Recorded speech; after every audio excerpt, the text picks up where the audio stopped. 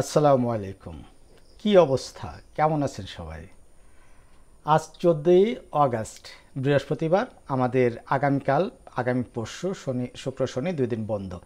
তো এই 3 দিন মিলে আমি চিন্তা করছি আপনাদের সাথে সবগুলি আমাদের যে সেক্টরগুলি আছে সেই সেক্টরগুলি থেকে মানে মূল কিছু সেক্টর, ম্যাক্সিমাম সেক্টরই থেকে আমি একটা দুইটা করে স্টক নিয়ে আপনাদের আলোচনা করব।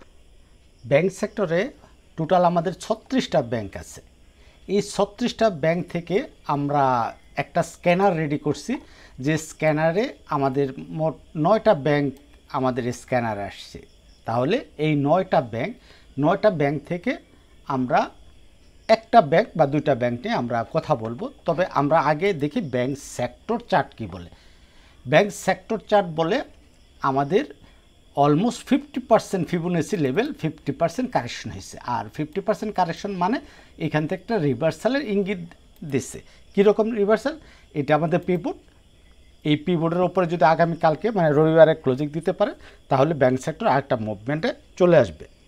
আর সেটা প্রমাণ করে এখানে সেক্টর গেইনের টপে আছে ব্যাংক সেক্টর, আমাদের টার্ন ওভারে সেকেন্ড পজিশন আছে ব্যাংক সেক্টর। আমরা যমুনা ব্যাংকের চার্টে আসলাম। এইখানে দেখছি আমরা 22 তারিখে, গত মাসের 22 তারিখে আমরা যমুনা ব্যাংক নিয়ে কথা বলছি সর্বশেষ। এর আগে আমরা 17 টাকা 50 পয়সা যখন যমুনা ব্যাংক ছিল তখন আমরা কথা বলছি, এই ক্যান্ডেলে আমরা কথা বলছি। যদি 22-এর পরে 23 তারিখে আমরা এন্ট্রি নিয়ে থাকি, আমরা 20%-এর উপরে অলরেডি আমরা প্রফিট করছি। এখন যমুনা ব্যাংকটা কিন পজিশনে আছে, আমরা যমুনা ব্যাংক কিনবো কিনা। আমাদের স্টপ লস পয়েন্ট ছিল 17 টাকা 30 পয়সা। ওকে, এখন যমুনা ব্যাংক কী করলো? এই 3টা ক্যান্ডেল মিলে এটাকে বলে মর্নিং স্টার ক্যান্ডেল। আমাদের পি বোর্ডের উপরে আছে আমাদের প্রাইস, পাশাপাশি আমাদের কি আছে, ভলিউমটাও মোটামুটি ভালো আছে। আর একদিন দুদিন পরে আমাদের অ্যাভারেজ ভলিউমের উপরে চলে যাবে। তার মানে অ্যাভারেজ ভলিউম নিচে থাকলেও শেয়ারটার পজিশন ভালো। আমরা যদি অন্যান্য ইন্ডিকেটর দেখি, আমরা দেখব RSI 60-তে সাপোর্ট নিয়ে উঠে যাচ্ছে, যদিও আমাদের ম্যাগনিটা খারাপ পজিশন আছে। তার মানে আমরা কি করব? ডেফিনেটলি আমরা যমুনা ব্যাংক কিনবো। তবে যদি আমরা আরও নিচে পাই, কমে পাই, এইটুক পর্যন্ত আমরা যমুনা ব্যাংক কিনবো। 20 টাকা পর্যন্ত, 20 টাকা থেকে 20 টাকা 60, এই পর্যন্ত আমরা যমুনা ব্যাংক কিনবো। আর যমুনা ব্যাংকের আমাদের স্টপ লস কত হবে? তাহলে স্টপ লস আমরা ধরলাম 19 টাকা 50 পয়সা স্টপ লস ধরে 20 থেকে 20 টাকা এই 60, এই পর্যন্ত আমরা কিনবো। আমরা যেহেতু দেখছি ব্যাংক সেক্টর ভালো পজিশন আছে, তাই আমরা কম দামে শেয়ারগুলি লুফে নেব ইনশাল্লাহ। তাহলে আমাদের টার্গেট কোথায় হবে? টার্গেট আমরা যে আগের এই 22 তারিখের ভিডিওতে বলছিলাম, আমাদের প্রাইমারি টার্গেট হলো 23 টাকা, তারপরে হলো 26 টাকা। ঠিক আছে, এই দুইটা টার্গেট আমাদের দেওয়া ছিল।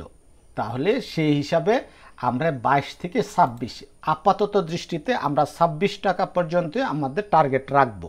ব্যাংক এশিয়া দেখেন, সেম প্যাটার্ন, একটা মর্নিং স্টার প্যাটার্ন, এইটাও অনেক ভালো করবে। ব্র্যাক ব্যাংক কী করছে? এই যে একটা জোন, এই জোনটাতে সে অ্যাকুমুলেশন করছে, রিঅ্যাকুমুলেশন বলে এটাকে। এখন কথা হলো আপনারা কোন ব্যাংকটা কিনবেন? আমি তো আপনাদের রিকমেন্ড করলাম যমুনা ব্যাংক। এরপরও আপনারা কমেন্ট করবেন কার কোন স্টকটা পছন্দ। যেই এই 9টা থেকে, আর এর বাহিরে না, এবং যেই ব্যাংকের মানে কমেন্ট বেশি পড়বে, আমি এই 2 দিনের মধ্যে ওই ব্যাংক নিয়ে আমি আরও একটা ভিডিও বানাবো। ভালো থাকবেন সবাই, আল্লাহ হাফেজ, আসসালামু আলাইকুম।